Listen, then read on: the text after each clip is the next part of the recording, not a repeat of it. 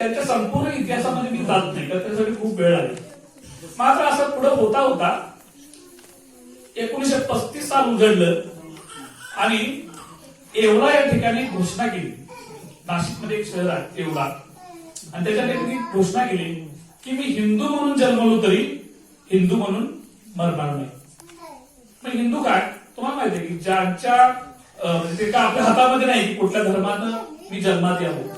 आता ज्या व्यवस्थेचा आपण सदस्य आहोत त्या व्यवस्थेमध्ये हिंदू हा धर्म आहे आणि त्याच्यातल्या एका वर्णामध्ये आपला जन्म झालेला आहे आणि त्या व्यवस्थेनं आपल्यावर अनन्वी अतिशय अत्याचारात आपल्यावर लादलेले आहे. बाबासाहेबांनी हे बघितलं होतं, त्याच्यामध्ये बदलही करण्याचा प्रयत्न केला, मात्र त्यांच्या असं लक्षात आलं की हा धर्म काय बदलत नाही, हा धर्म सुधारत नाही. त्यामुळं या धर्मामध्ये राहून सुधारणा करण्यापेक्षा आपण या धर्मात आपण बाजूला झालो. आणि बाबासाहेबांनी 1935 वर्षी घोषणा केली की मी हिंदू म्हणून जन्मलो असलो तरी हिंदू म्हणून मरणार नाही.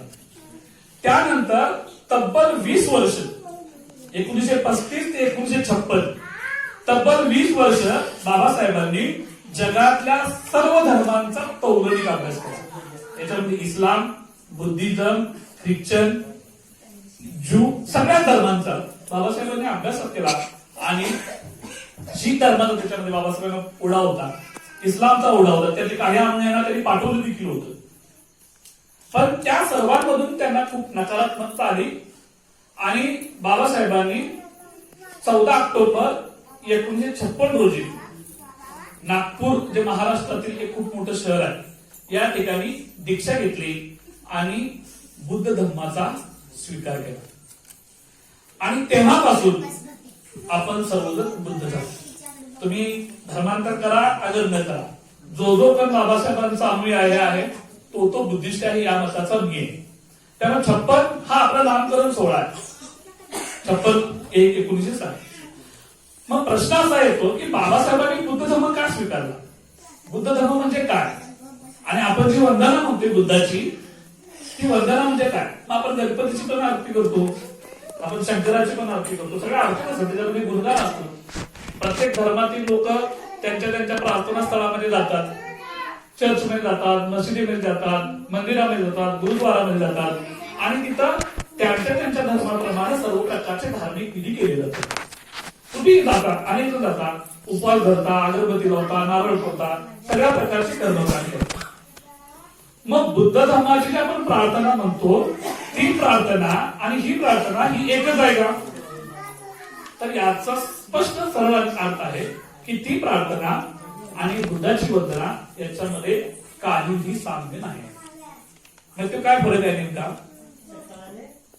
आपण वंदना म्हणत असताना 3 शब्द म्हणतोय, बुद्ध, संघ आणि धम्म.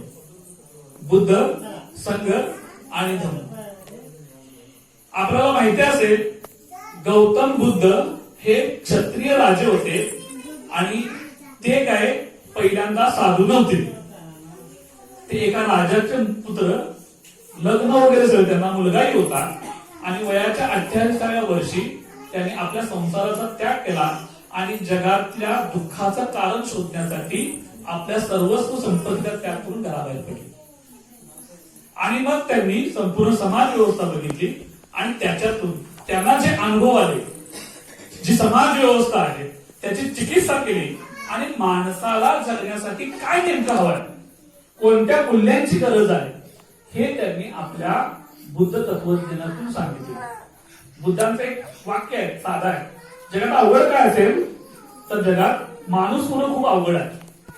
मग माणूस कसं व्हायचं, तर माणूस होण्यासाठी धम्म आवश्यक आहे. धम्म म्हणजे नैतिक मूल्य. मग नैतिक मूल्य म्हणजे काय, ती कुठं मिळतात, ती कशी आत्मसात करायची, हे म्हणजे बुद्ध.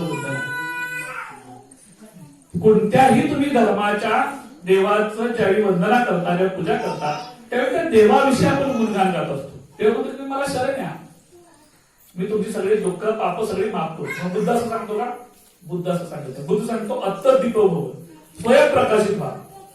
आणि मी जे विचार सांगितलेले आहेत ते तुम्ही काळाच्या कसोटीवर तपासून घ्या.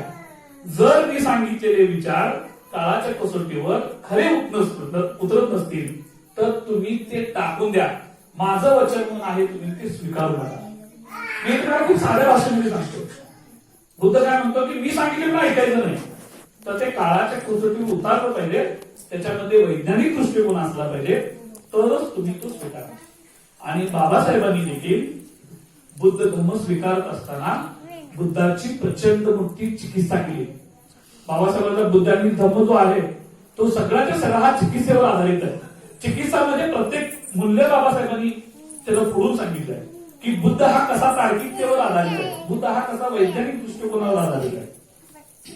आणि ते करूनच बाबासाहेबांनी सांगितलेलं आहे की जे जे वैज्ञानिक कसोटीच्या आधारावर बुद्धाचं मूल्य उतरतं तेच बुद्धाचं खरं मूल्य, बाकी त्याच्यामध्ये सगळी घुसडलेली आहे, इतरांनी त्याची घुसडलेली आहे बुद्धाची मूल्य.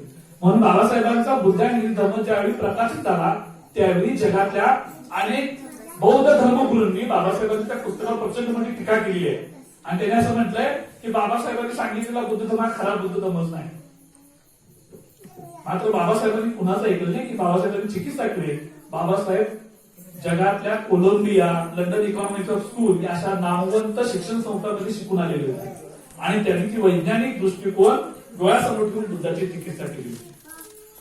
मग असा हा बाबासाहेबांनी जो वैज्ञानिक दृष्टिकोनावर आधारित जो धम्म स्वीकारला, जो आपल्याला दिला, आपण त्या बुद्धाची प्रार्थना म्हणतोय, ती वंदना म्हणतोय, ती वंदना आहे काय नेमकी ते आपल्याला कळलं पाहिजे. म्हणून मी त्याचा अगदी 5 मिनिटांमध्ये अर्थ सांगतो, तर त्या म्हणण्याला काहीतरी अर्थ आहे. पहिलं वाक्य आहे तर त्याच्यामध्ये की नमो तस्स भगवतो अर्हतो सम्मा संबुद्धस. त्या भगवान बुद्धांना माझे वंदन असो. आता भगवान बुद्धांना वंदन का? आता तुम्ही भगवान बुद्धाचं नाव सिद्धार्थ आहे, मग त्यांना बुद्ध का म्हणतात? बुद्ध होणं म्हणजे ज्ञानी होणं. अर्हत पण म्हणतात बुद्धांना. अर्हत म्हणजे ज्ञान प्राप्त केलेली अतिशय उंचावरील व्यक्ती. म्हणजे तुम्ही शिकून एवढं मोठं व्हा की तुम्ही देखील बुद्ध होऊ शकता. की माणसाच्या मनामध्ये ती एवढी प्रेरणा जागृत करतात की तुम्ही देखील बुद्ध, केवळ एकच बुद्ध होऊ शकत नाही, तर जगातली प्रत्येक व्यक्ती बुद्ध होऊ शकते. म्हणजे बुद्धाला वंदन करणं म्हणजे बुद्धीला वंदन करणं, चिकित्सेला वंदन करणं, प्रतिभेला वंदन करणं. लक्षात, याच्यामध्ये कुठल्याही मूर्तीला वंदन करणं नाही, त्या मूर्तीला वंदन करणं नाही. ही मूर्ती म्हणजे विद्येचं, ज्ञानाचं प्रतीक आहे. त्या बुद्धीला वंदन करा.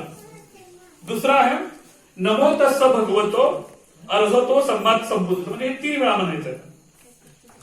पुढचं वाक्य आहे बुद्धम शरणम गच्छामि. आता सुरुवातीला मलाही असं वाटलं होतं की शरणम हा शब्द जो आहे हा पाली शब्द आहे, म्हणजे शरणम म्हणजे शरण मानलं काय? बुद्ध एक तर म्हणतो की तुम्ही माझी चिकित्सा करा आणि तुम्ही मला शरण या, असं कसं काय म्हणतोय? शरण येणं म्हणजे काय? आपलं सगळं डोकं बाजूला ठेवायचं आणि तुम्ही काय म्हणताय तो आहे तसं मान्य करणं म्हणजे शरणदानी. तर त्या शरण या शब्दाचा अर्थ होतो शरण म्हणजे अनुसरण करणे. म्हणजे मी बुद्धांना अनुसरतो. म्हणजे आपण धर्माची बऱ्याच वेळा व्याख्या आपण कर्म म्हणून करतो. म्हणजे माझा धर्म कुठला? चांगलं कर्म करणं हाच माझा धर्म. बुद्धांना तो अर्थ दिला धम्माचा अर्थ की चांगलं कर्म करा. लक्षात आलं? धम्म म्हणजे नैतिक मूल्य. ती कुठली ती पुढे आहे, पंचशीलामध्ये येतात. कुठली साधी आहेत, मात्र ती साधी मूल्याचं अनुकरण करणं खूप प्रचंड अवघड आहे. ती पुढच्या याच्यामध्ये येतात. आणि पुढं जे आहे ते म्हणजे मी संगम शरणम करते. संघ म्हणजे समाज, समूह. आता समूह कशासाठी? माणूस हा असा प्राणी आहे की ज्याला समाजाशिवाय जगता येत नाही. माणूस हा पृथ्वी तलावरील असा हा एकमेव प्राणी आहे की त्याचा परावलंबित्वाचा काळ हा सर्वाधिक मोठा आहे. म्हणजे काय तुम्हाला सांगतो, माणूस प्राणी जन्मल्यानंतर त्याला जन्मल्या क्षणापासून वयाची 3, 4, 5 वर्षापर्यंत त्याची सांभाळ करावं लागतो. त्याचं ऊन, वारा, पाऊस, थंडीपासून त्याचं संरक्षण करावं लागतं. त्याला जेवायचं कसं, बसायचं कसं, बोलायचं कसं, हे सगळ्या गोष्टी शिकवाव्या लागतात. जर समजा बाळ जन्माला त्याला टाकून दिलं काय होईल? जगेल का? हीच गोष्ट तुम्ही इतर प्राण्यांना लावून बघा. काही प्राणी अगदी क्षणात आई वडील कोण हेच त्यांना माहित नसतात. ते निसर्गाशीच तादात्म्य पावतात. वासरू 15 मिनिटात आईचं दूध प्यायला चालू करतं. ते स्वावलंबी. माणसाचा परावलंबित्वाचा काळ हा प्रचंड मोठा आहे, दीर्घ आहे, म्हणून त्याला समाजाची गरज असते. आणि इतरांची गरज आहे म्हणजे समाजाशिवाय माणूस पूर्ण होऊ शकत नाही. म्हणून बुद्ध असं म्हणतात की तुम्ही संघाला शरण जा, तुम्ही संघाचे नियम अनुसरण करा. आता संघाचे नियम कुठले, ते पण नैतिक मूल्यांचेच नियमांचं अनुसरण करा म्हणते, वाईट मूल्यांचं अनुसरण करू नये. कारण समाज असेल तर व्यक्ती आहे आणि व्यक्ती असेल तर समाज आहे. मात्र व्यक्ती जरी समाजाची सदस्य जरी असली तरी समाजानं व्यक्तीचं स्वातंत्र्य हिरावून घेता कामा नये. समाजाचं कर्तव्य आहे की प्रत्येक व्यक्तीला करू शकलो नाही. बुद्धांना तो अर्थ तिथं अधिक देत आहे की तुम्ही चोरी करण्यापासून अलिप्त राहा. हा खूप मोठा अर्थ आहे, साधा अर्थ नाही. म्हणजे दुसऱ्याची पेन चोरला, पेन्सिल चोरली, पुस्तक चोरलं, वही चोरलं, काय घराचे भांडी, एवढा अर्थ मर्यादित अर्थ नाही करतात. लक्षात घ्या, आपल्या आवश्यक गरजांच्या पेक्षा देखील अतिरिक्त गोष्टी साठा करणं म्हणजे देखील चोरी आहे. याच्यामध्ये मानवीयता आहे की तुम्ही जसं माणूस आहात तसं दुसराही माणूस आहे आणि त्याच्याही गरज आहे. त्याच्या अन्न, वस्त्र, निवारा, शिक्षण, आरोग्य या त्याच्या गरजा भागल्या पाहिजे. हा त्याच्या पाठीचा मोठा असा अर्थ आहे. पुढचं एक मूल्य आहे, कामे सुनेच्या चारा वेरमणी सिक्कापदम समाधी. आणि त्याचा मराठीत अर्थ आहे की मी काम वासनेच्या अनाचारापासून अलिप्त राहण्याची प्रतिज्ञा करतो. माणसानं समाज व्यवस्था निर्माण करत असताना प्रत्येक प्राण्याची लैंगिक गरज भागणं हे नैसर्गिक गरज आहे. मात्र ही गरज समाज मान्य याचा गांभीर्याने विचार करणं गरजेचं आहे. कारण अनेक कुटुंब या एका पदार्थामुळे, मद्यामुळे उद्ध्वस्त झालेले. तुम्ही आजूबाजूला बघा, तुमच्या शेजारी, तुमच्या नात्यातली, तुमच्या समाजातली अनेक कुटुंब अशी उद्ध्वस्त झालेली तुम्हाला बघायला मिळेल. मग बुद्ध काय म्हणतात की त्याच्यापासून तुम्ही अलिप्त राहायला पाहिजे ना. जो जीवन उद्ध्वस्त करता अशा गोष्टींना तुम्ही कशाला अनुकरण करता, वाईट आहे ना ते नाकारलं पाहिजे. आपण मद्यापासून आपण परावृत्त झालंच पाहिजे. आता तुम्ही म्हणाल एवढं सगळी मूल्य ही दररोजच्या आपल्या दैनंदिन जीवनामध्ये खरोखरच त्याचा काटेकोरपणे अंमलबजावणी करता येणं शक्य आहे का? त्याचा सरळ उत्तर आहे नाही. पण एक गोष्ट आहे, बुद्धाचा विचार ही नेहमी मध्यम मार्ग आहे. काय करायचं, ज्याला ते कठोरपणे पाळणं शक्य आहे त्यानं करावं आणि करायलाच पाहिजे. मात्र जी खूप मोठी दरी असते, दरी म्हणजे त्याच्यामध्ये खूप मोठं अंतर आहे की एक आदर्श जीवन, आता ह्याच्याचं मूल्य हे आदर्श आहे की माणसानं असंच वागलं पाहिजे, म्हणजे आदर्श समाज व्यवस्था आहे, आदर्श मूल्य आहे. मात्र व्यवहारामध्ये तसं आपल्याला जगता येत नाही. व्यावहारिक जीवन आणि आदर्श जीवन याच्यामधलं अंतर आपल्याला कमीत कमी कसं करता येईल, हा सगळा संघर्ष आहे ना, तो अंतर करण्यासंबंधित संघर्ष आपल्या जीवनाचा. लक्षात घ्या, आपल्याला प्रचंड मोहात पाडणाऱ्या आजूबाजूला गोष्टी असतात, त्याच्यावर नियंत्रण कसं प्रस्थापित करायचं हे आपण समाज या व्यवस्थेमध्ये शिकत राहतो. आणि ते कसं त्याच्यावर नियंत्रण आणणार, कोणता मार्ग आपल्याला करायचा, त्यासाठी जर आपल्याला जर खोलातून मार्ग करायचा असेल तर आपल्या समोरच्या दोन महान व्यक्तींचे पुतळे आहेत, तथागत गौतम बुद्ध आणि डॉक्टर बाबासाहेब आंबेडकर यांच्या विचारानं गेलं पाहिजे. म्हणून मी आज सकाळी या डोक्यातही नव्हतं की आपण आज वंदना घेताना की आपण सजावट कशी करावी, म्हणून मी डोक्यात विचार आला आणि पटकन माझ्याजवळ भगवान होता की म्हटलं आज आपण पुस्तक लावू, कारण ती पुस्तकांमुळेच मोठी झाली आहे. बाबासाहेब असे एकमेव व्यक्ती आहेत की ज्यांनी पुस्तकांसाठी घर बांधलं. आजही मुंबईमध्ये राजगृह नावाचं जे बिल्डिंग आहे ती बाबासाहेबांनी पुस्तक ठेवण्यासाठी बंगला बांधला. पुस्तकावर प्रचंड मोठं प्रेम. बाबासाहेबांचे 12 खंड आहेत, त्याच्यामध्ये खूप त्याचे संदर्भ आहेत. त्याच्यामध्ये असा एक संदर्भ आहे, बाबासाहेब जर अभ्यासाला बसले आणि त्यांना एखादा संदर्भ हवा असला तर पटकन ते पुस्तक मिळत नसले तर ते असे लुंगीवर किंवा ते पायजमा घालायचे, ते तसेच बंडीवर दुकानात पळत जायचे आणि पुस्तक घेऊन यायचे. अशी बाबासाहेबांची म्हणजे एकाच नावाची अनेक पुस्तकं आहेत कॉपी, ती कशी की पटकन मिळावं एवढं प्रचंड वेळ. परदेशात असताना पण बाबासाहेबांनी प्रचंड मोठी पुस्तकं आणली. म्हणजे कुठल्या त्या देशामध्ये नाहीत, अर्थशास्त्रावर आहे. बाबासाहेब खरे अर्थशास्त्रज्ञ ना, त्यांचं सगळं एज्युकेशन ही इकॉनॉमिक्स मध्ये आहे, पण प्रचंड मोठा अभ्यास आहे. पहिला निबंध जाती व्यवस्थेवर लिहिला, की ही जाती व्यवस्था कशी करते. त्याच्यासाठीचा सगळा संघर्ष आहे बाबासाहेबांचा. त्यांनी एकच गोष्ट समजून घेतली की जर या व्यवस्थेमध्ये आपल्याला तरायचं असेल तर जगातल्या सर्वोत्तम शिक्षण संस्थांमध्ये शिक्षण घेतलं पाहिजे आणि असं ज्ञान मिळवलं पाहिजे की समोरच्याला बोलण्याची किंमत देखील लागली पाहिजे. आणि त्या कालखंडामध्ये बाबासाहेबांच्या समांतर कालखंडामध्ये बाबासाहेबांच्या एवढ्या डिग्र्या कोणत्याच व्यक्तीकडे नव्हत्या. लक्षात घ्या. उच्च शिक्षण परदेशात वयाच्या 22व्या वर्षी जाऊन परदेशामध्ये शिक्षण घेणं आपण कल्पना देखील करू शकत नाही. वयाच्या 22व्या वर्ष कुठलीही अशी मोठी संसाधन नसताना लंडनमध्ये जाऊन शिक्षण घेण्याचं ध्येय बाळगलं.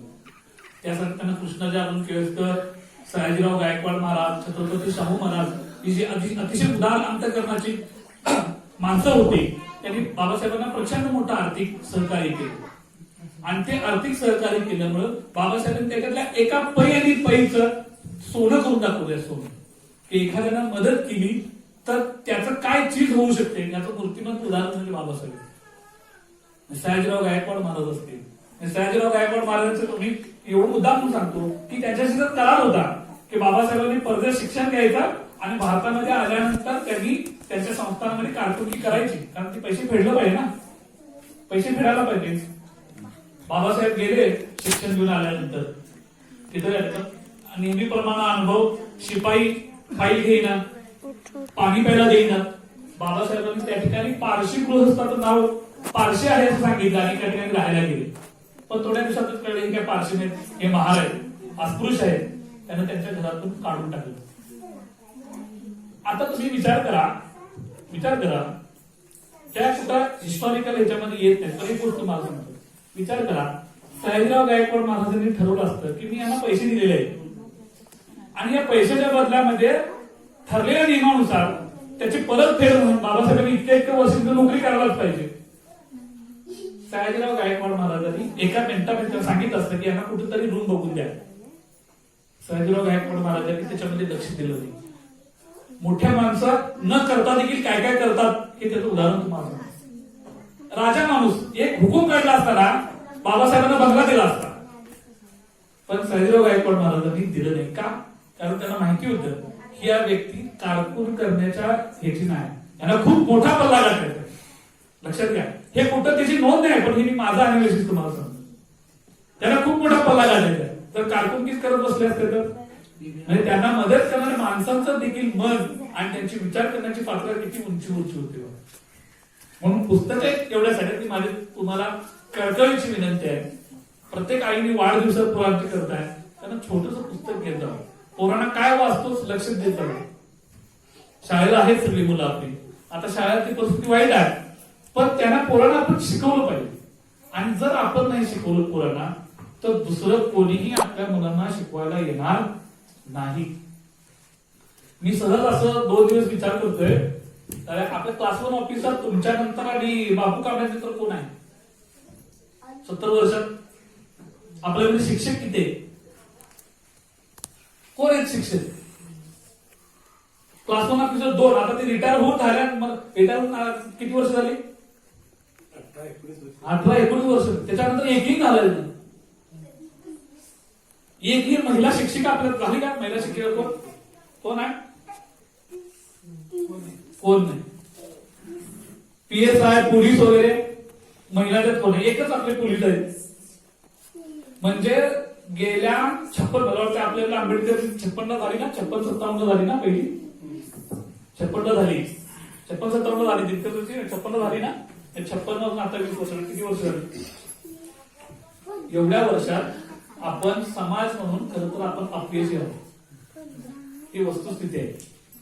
आपल्याकडं तेवढे मोठे ऑफिसर भेटले नाही. त्याचं खरं कारण आहे की आपण आपल्या मुलांना शिक्षण देऊ शकलो नाही. आणि म्हणूनच ही आज संकल्पना की भारताचं संविधान जे बाबासाहेबांनी लिहिलं, ज्याच्यावर आपला देश चालला आणि त्याच्यामध्ये स्वातंत्र्य, समता, बंधुता ही मूल्य रुजवली, ही पुन्हा बुद्धाच्या विचारातूनच बाबासाहेबांनी सगळे प्रत्येक बुद्धाच्या ह्याच्यातले. आपला भारतरत्न जे अवॉर्ड आहे ना, भारतरत्न जे आपल्या भारताचा सर्वात मोठा पुरस्कार, त्याचं जे हे दिलं जातं, पदक दिलं जातं ना, ते पिंपळाच्या पानावर असतं. पिंपळाचं पान कुठलं? बुद्धाचं पिंपळाचं वटवृक्ष. बाबासाहेबांनी प्रत्येक सगळी आपल्या देशाच्या अगदी सर्वोच्च स्थानावर ठेवलं. आपला जो तिरंगा आहे त्याच्यामध्ये अशोक चक्र आहे. अशोक चक्र सम्राट अशोकाने ज्यानं धम्मचक्र परिवर्तन केलं, म्हणजे बुद्धानंतर 600 वर्षानंतर. बुद्ध इसवी सन पूर्व 600 वर्षातला आणि सम्राट अशोक त्याच्यानंतर 600 वर्षानंतर ज्यानं भारत बुद्धमय करून टाकलं. त्याचं अशोक चक्र ते सारनाथला आम्ही बघून आले तिथं खूप मोठं स्तंभ होता. तो अशोक चक्र तिरंगामध्ये आणला. म्हणजे बाबासाहेबांची विचार करण्याची ही प्रक्रिया जी आहे किती पुढच्या ह्याची होती बघा. आपली सगळी प्रत्येक ही बाबासाहेबांनी अतिशय राष्ट्राच्या उच्च स्थानावर घेऊन ठेवलेली आहे. तर असा हा एकूण त्या वंदने पाठीमागील अर्थ आहे. माझी भूमिका एवढीच आहे की आपण जे काय करतो त्याचा किमान आपल्याला माहिती असावं, हा त्या पाठीमागचा हेतू आहे. म्हणून मी तुम्हाला आज हे सांगितलं. जेवणासाठी तर वेळ झालेला आहे मला माहिती आहे, तरी पण आजचा दिवस आपल्यासाठी महत्वाचा आहे. आज आपण थोडं वेळानं जेवलो तरी चालते, नाहीतर आपण मालिकांसाठी वेळानं जेवतो. आपण सर्वजण सामूहिकपणे वंदना म्हणूया आणि त्याच्यानंतर कोणाला जर मनोगत व्यक्त करायचं असेल, माझी इच्छा आहे की तुम्ही करावी. एकदम काय आधी मनोगत व्यक्त केल्यानंतर वंदना घ्या. कोण बोलला? पोलीस पाटील मॅडम कोण बोलला? बोला या हरिभाऊ आपण नाही पहिला बोलू द्या मग वंदना घ्या. म्हणजे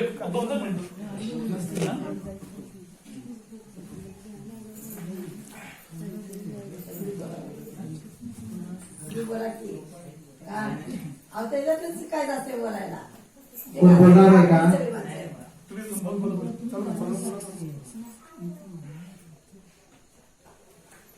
ज्या आदरणीय